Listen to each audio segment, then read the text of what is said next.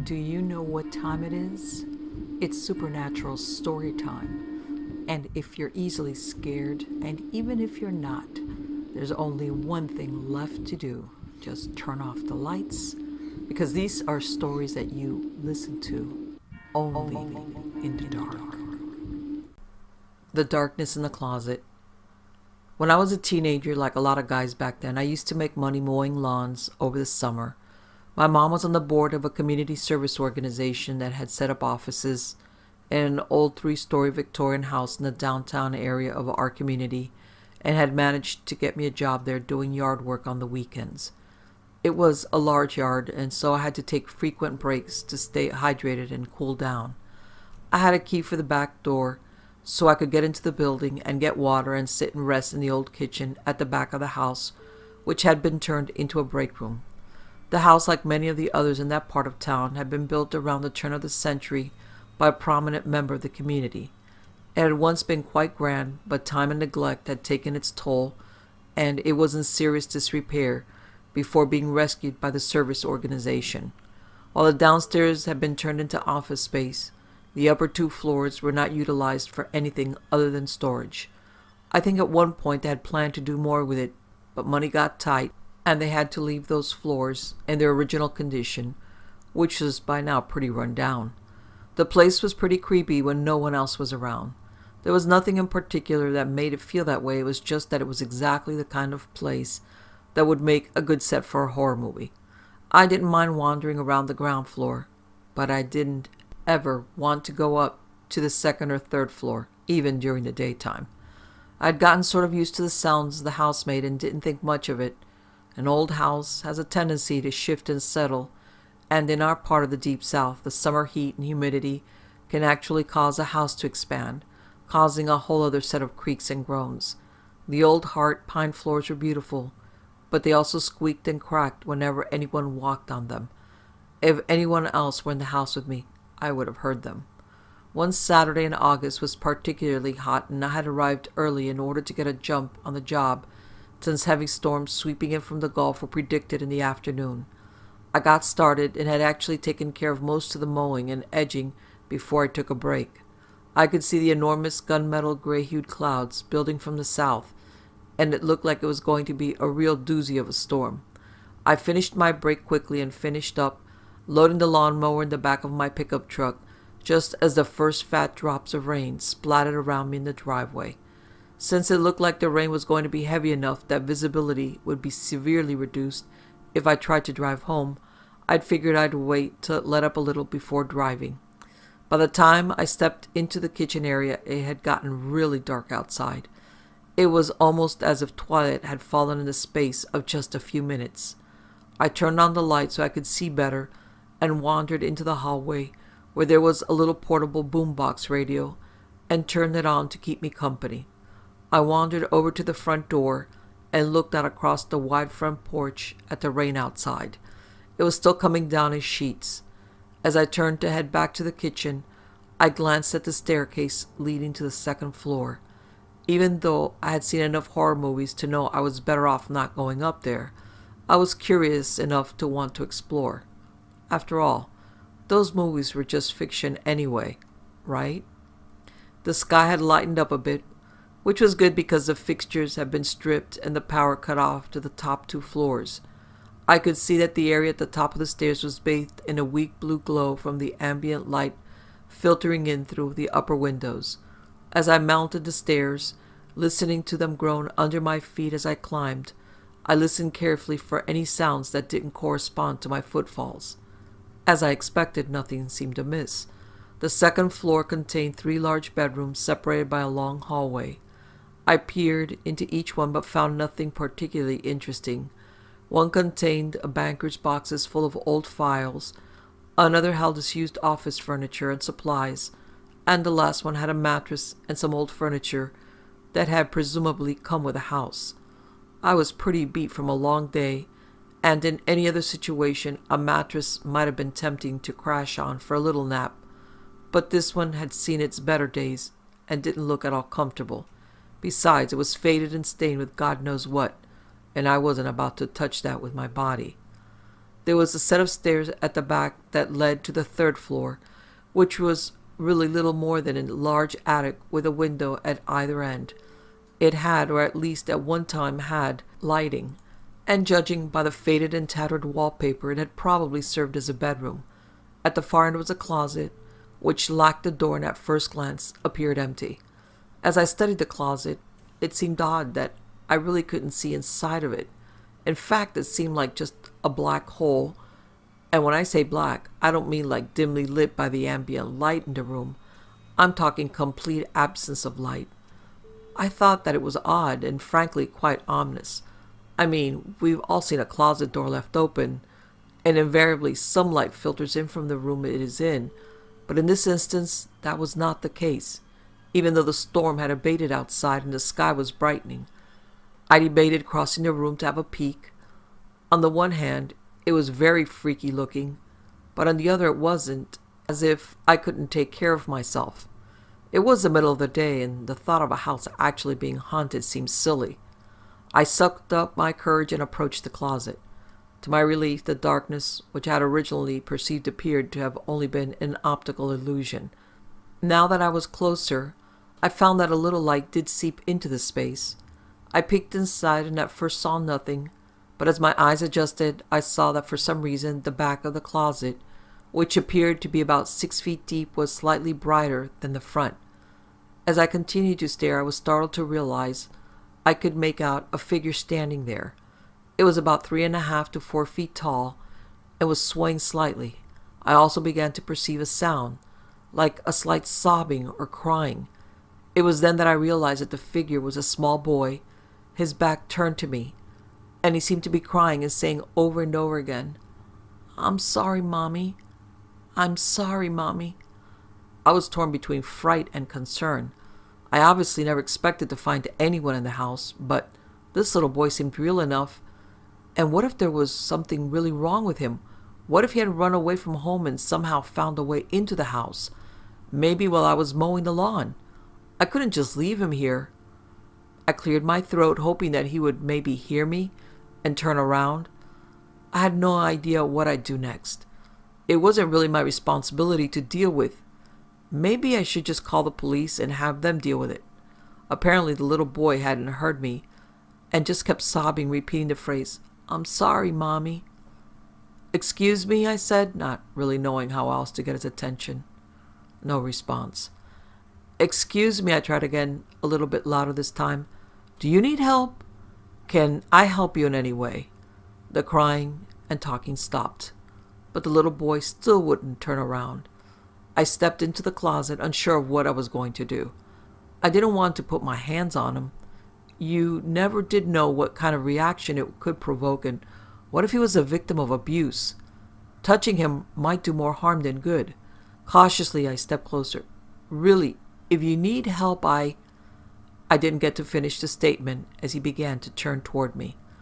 When I finally saw his face, my concern turned to raw terror. His face was red and bruised. Obviously, he had recently suffered a severe beating, but it was his eyes that frightened me more than anything I had ever experienced. They were black as ink and filled with evil and malevolence.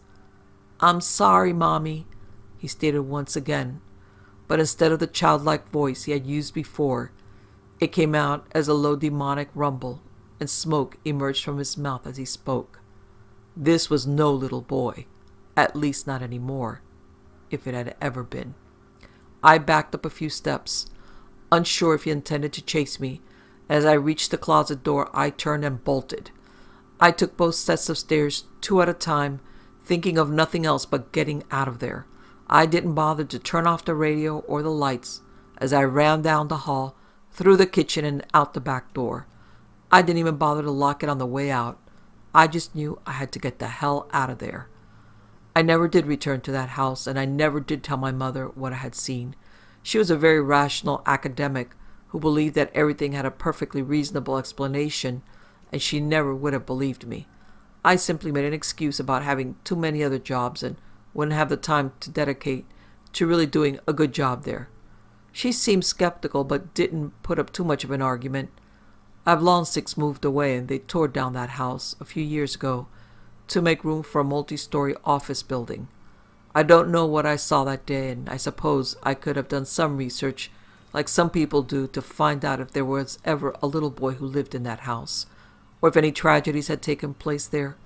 But I'm the kind of person who believes in letting the past remain in the past. If you go around trying to dig it up again, you might not like what you turn up. The Christmas of 1944. I will never forget the Christmas of 1944. No, Santa was not particularly nice to me that year. I was one of the battled bastards of Bastogne. In the last days of November, the Allies secured their hold on the port city of Antwerp, which understandably got Hitler all hot and bothered. He decided all he wanted for Christmas was the recapture of the city.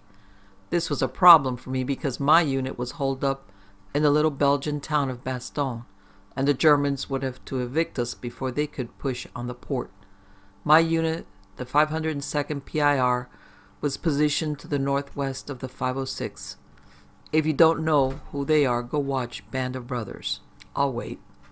While those boys were getting hammered by the German offensive, we had it comparatively easy. The brunt of the fighting took place on their section of the perimeter, while we only had some minor firefights with German skirmishers trying to find an easy way around their positions. Comparatively easy does not mean that we had a pleasant time in any way. We still had to hold the defensive line, officer speak for me and one of my buddies huddling in a two-man foxhole for weeks on end. I was colder than I had ever been in my life. All of our kit had to jump out of an airplane with us back in June, and then he humped around France on our backs. Packing heavy winter clothing wasn't even an option we considered. Some of the lucky guys traded with the landed forces for the surplus winter jackets they brought with. I was not so lucky. I managed to trade for a pair of gloves and a wool blanket, but they were out of jackets by the time I got to the supply depot. Days followed a basic routine, even before the German offensive started. I shared the foxhole with another soldier, Mike. One of us would stand guard while the other tried to warm up under their blanket or catch some sleep. Every few hours, one of us would run back to the field kitchen to grab something warm for the both of us, and we would switch who was on watch. Sometimes, when I was on watch during the night, I could feel the lonely call of a wolf howl floating on the wind across no man's land. When I told Mike about it, he dismissed it as Jerry trying to get in our heads. Besides, he said, there aren't any wolves in Belgium. Hasn't been for at least 100 years. I can see that he was probably right and didn't mention it to him again. The sound did seem to come from German lines after all. That didn't stop my stomach from dropping out every time I heard that eerie howl piercing the silence of the forest. The night of the 20th brought with it a new experience and fear. The German attack had begun, and we knew that German scouts navigated the forest to our immediate front. Close to midnight, I heard a commotion in the darkness, dog-like snarls, and the shriek of a panicked horse. In the distance, I heard the horrible screaming of a man, and incoherent German. Rapid muzzle flashes erupted in the distance dark, accompanied by more terrified screams, but they stopped as suddenly as they had begun. The silence was infinite, conspiring with the darkness to fall upon me in a suffocating blanket. I ducked back into the trench, hugging my knees to my chest, and trying to wrestle some reason out of the event I had just been witness to. The howl of a wolf, louder than any night prior, rose above the trees and dropped into the trench with me like a mortar shell filled with pure, primal fear. I looked over to Mike. He was somehow, impossibly, still asleep and ignorant to all that had just gone on. I sat there with my own thoughts for what felt like an eternity, feeling the adrenaline leaving my bloodstream drip by drip. I don't know exactly how it happened, but the next thing I knew, I was being prodded awake by Mike, and he was pissed. I had fallen asleep on my watch, a crime for which the punishment was pretty severe. Mike calmed down after a bit and told me that he wasn't going to rat me out to the higher-ups, but I could see in his eyes that the trust we had with each other had been shaken by the incident. I tried to tell him about the commotion and the gunshots and the howling, but he wouldn't hear any of it, insisting that he didn't need to hear about a bad dream I had while I was asleep at my goddamn post. The day that followed was thankfully quiet, our routine broken only by the arrival of a 5-man patrol checking on the status of the pickets in the area. We made friendly talk with the men, asking them if they had any news on how the fighting was going on, for the 506 were smack-talking the field kitchen's culinary creations. When they asked us if we had anything to report, Mike gave them an emphatic no, silencing me with a glare that could have deflated the tires in a Jeep. I didn't even try to correct him.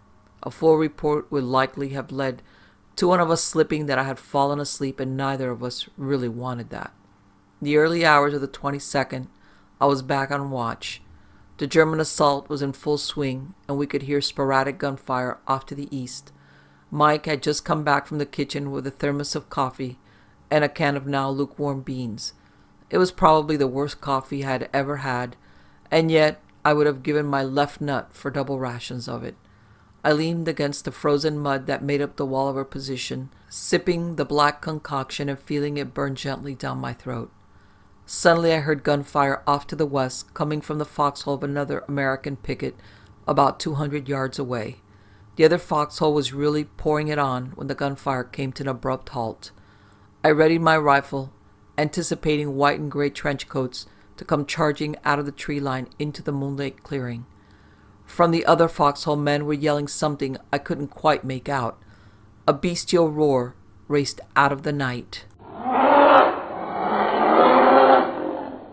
clamping its invisible jaws around my throat and turning the sentries' battle cries to incoherent, panic-stricken shrieking.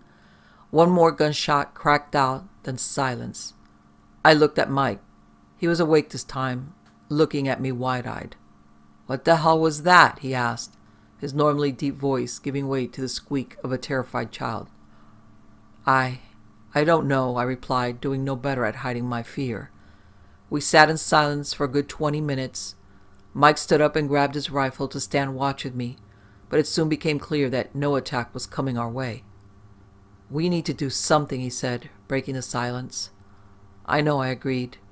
Then after another minute of silence, "Mike, can we go together? Something doesn't sit right with this, and it has me on edge."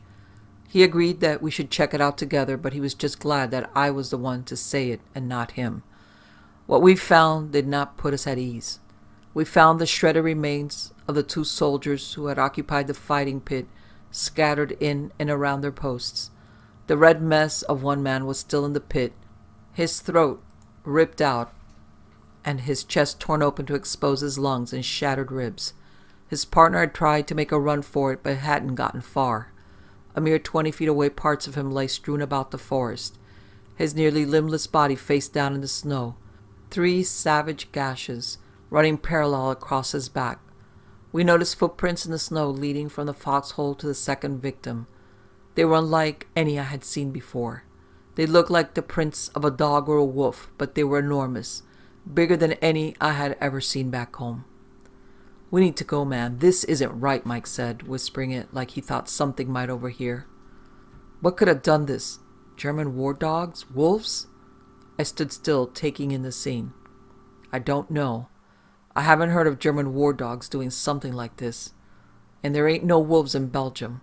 We need to get out of here, though." With that, he began walking back in the direction of our foxhole. A howl erupted from the trees around the clearing. Crisp and clean in the silence that surrounded us following the attack. I looked at Mike. He stood frozen mid-step.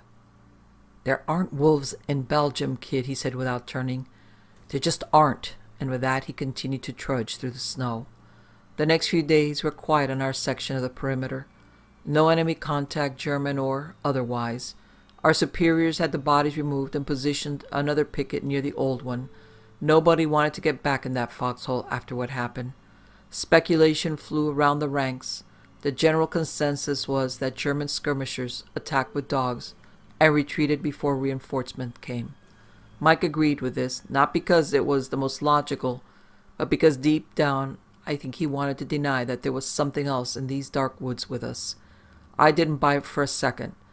There were no human footprints anywhere near the incident, and those animal prints were way too big to belong to a shepherd or a Rottweiler. Truth be told, I thought they were too big to even belong to a wolf. But what could I do? We still had a war to fight, and nobody wanted to dwell on what had happened. Christmas Eve arrived and it was my turn to go for a ration run. We had been promised turkey and cranberry sauce, and rumor had it that there was a little special something to give our evening coffee a nice kick. I was salivating at the very thought of it. I tapped Mike on the shoulder to let him know I was heading out. He nodded a silent goodbye, and I set out on my way. The walk to the field kitchen was quiet. I trudged through the snow along the path that had been beaten into my mind over the past week. The woods were dark, and if I'm being completely honest, pretty frightening, but I clutched my rifle tightly for courage and found myself nearing the warmth of the cook fire soon enough. The rumors were right. Each man got a healthy shot of whiskey for their coffee to go along with their turkey and cranberry sauce. I chatted with one of the cooks for a while, delaying leaving the heavenly warmth of the fire, but didn't dare stay too long else Mike's coffee would soon be an alcoholic ice cube. I powered through the snow to get back to my hole, but as I neared it, I could see that the pine boughs we placed on top to stop the snowfall had been torn away. I put the food down and anxiously inched towards the foxhole. "Mike," I whispered. "Mike, where's our—" Mike was in the pit, but he was never going to be answering me again.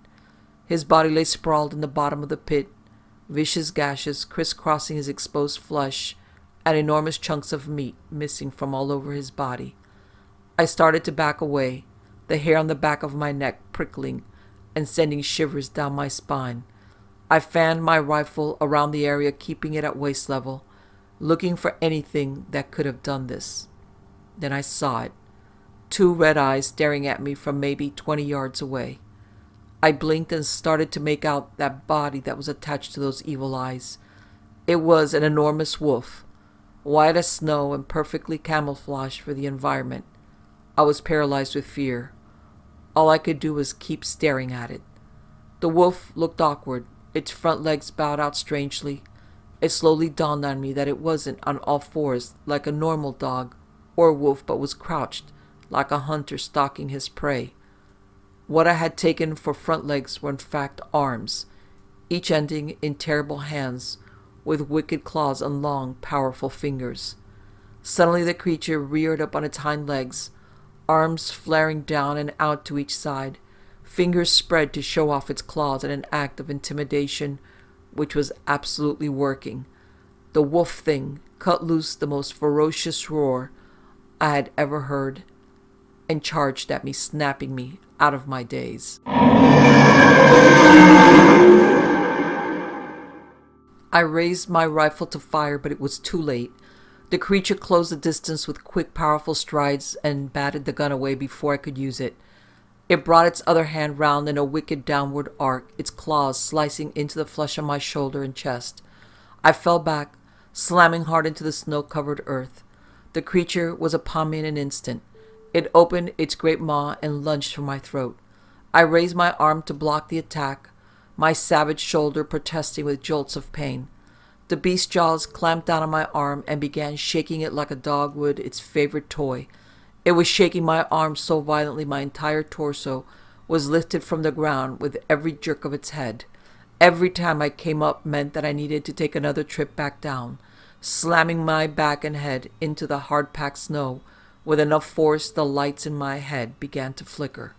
Blood began seeping into my mouth. The taste of it kicked my mind into survival gear and hardened my resolve to strike back any way I could.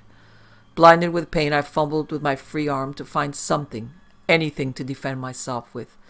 I felt my fingers brush the hilt of my combat knife and grabbed hold of it. With all my might, I thrust the point into the soft flesh underneath the creature's right arm. It let out a high-pitched whimper and instantly relaxed its grip on my arm, taking a step back and standing upon its hind legs once more. It looked down on my broken body, my pathetic little knife, all that I had to fight it off. It readied itself to deliver the final blow, then it halted, its head cocking to the side as if listening to something I couldn't hear. It snarled at me and then turned and ran off into no man's land. Another patrol out checking on the pickets came upon me less than a minute later. They began to treat my wounds as best they could. One of them stuck me with a syringe to kill the pain as I heard them trying to figure out what the situation was. Their voices became more and more distant as the morphine began to take effect. "Christ," one of them gasped. "What happened to you? We heard noises like some animal was attacking you." "Mother of God, don't look inside the trench," cried someone, his voice uneasy and spiked with fear. "Over here, look at these," another called. "Those look like wolf prints. Do you think that's what got him?" "There ain't no goddamn wolves in Belgium," I slurred as I gently drifted off into unconsciousness. I woke days later in a hospital in Antwerp. The siege of Bastogne was over, and given the state I was in, so was my part in the war. I was sent back to the States, a Purple Heart in a neat little box accompanying me. For years I continued to try to find out more about what had happened to me, but details were few and far between. More men arrived at the scene of my attack and set out on a patrol to track down the beast. I was told they came up with nothing. I was lied to. The after-action reports given by the soldiers who tried to track the creature came upon a wounded local man bleeding and disoriented in the woods. The soldiers took him for another victim and sent him to the triage center for medical attention. I did more digging and read the report from the medical officer on duty when he came in. The only wound the man had was a ragged wound on his side, which had punctured his lung. Miraculously, the man survived and was released once he was fit enough to do so. I never found any mention of this man again, though there were several more attacks while the Allies maintained a presence there. To this day, there are still strange disappearances and attacks on livestock, which puzzle investigators.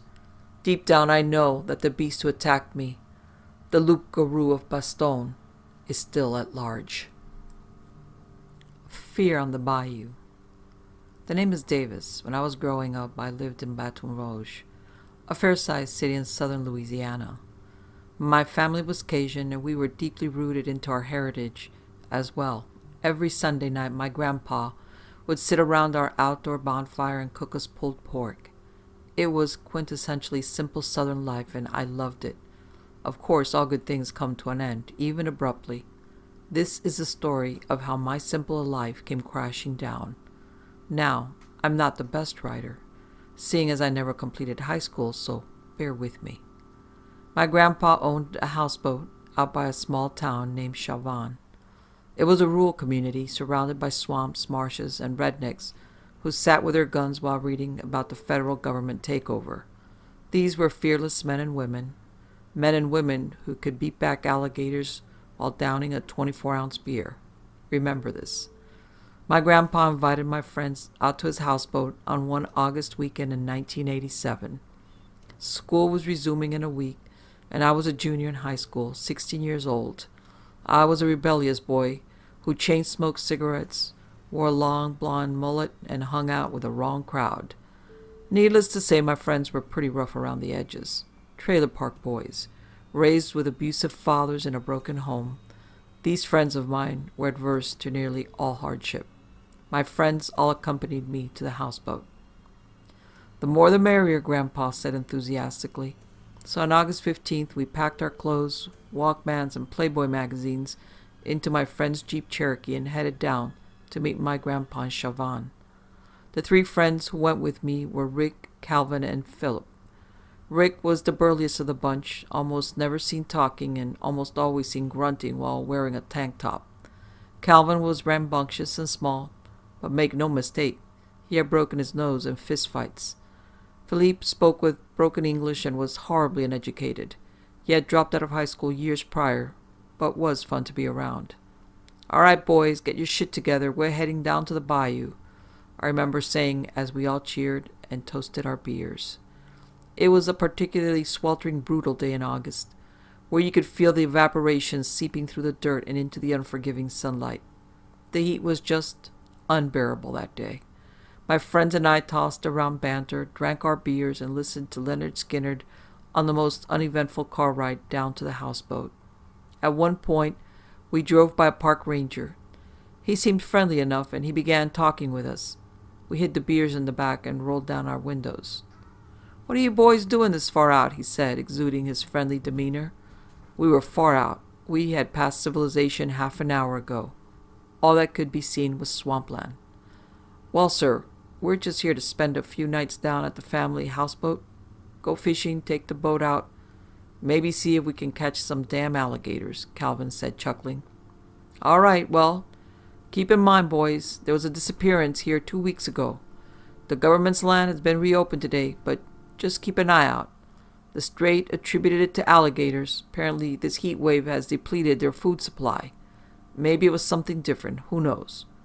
Point is, boys, stay safe, the officer ranger said. I don't recall the rest of the conversation. It was just friendly banter regarding football. But we drove off and bid him adieu. 20 minutes later, we descended down the narrow mud road that led to the houseboat. We were surrounded by thick mangrove trees coming out from the water, the muggy air and the muddy swamp water. We were truly isolated, truly incommunicado. We finished our beers and parked a Cherokee out front. Hey, Grandpa, I said as I went to hug him. Hey there, boys. There's pork and tenderloin on the grill. It'll be ready in a few hours. Y'all just hold tight until then. And hold tight we did. A few hours later, the sun set on the swamp, only slightly alleviating the deplorable moisture and scorching heat. We sat around a small fire at the back of the houseboat. We had a phenomenal view of the bayou and the magnificent trees piercing the night sky. My friends and I told some sex stories as we cracked open yet another round of beers, and my grandpa walked out. Pork's ready, he said. My friends and I all grabbed some grub and gathered round the fire yet again. My grandpa was surprisingly twitchy and timid. It was as if he'd had an unbearable itch he couldn't quite shake off. Rick and Calvin noticed it as well and motioned to me to say something. Gramps, you all right? I asked, concerned. Well, yes, I'm just a bit concerned. A bit worried about that missing couple from Shreveport. Alligators don't quite sound right.